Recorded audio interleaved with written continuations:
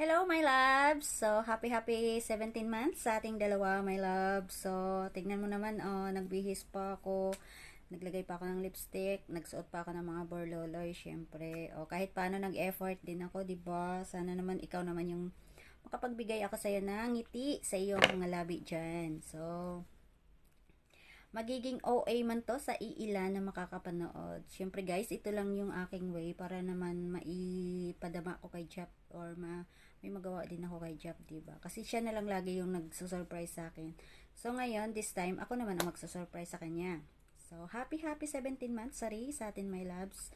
More mansari to come, kahit walang forever, basta may together, diba? So, okay na yun. Wala naman daw talagang forever. Together na lang, okay na ako doon, masaya na ako doon.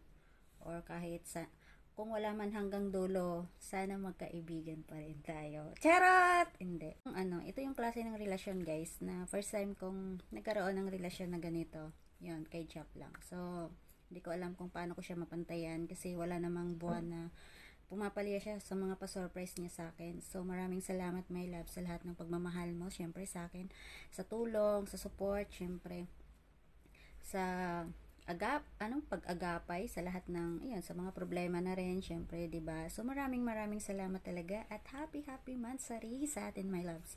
I love you. Mag-iingat ka diyan sa Japan. See you soon. Mwah.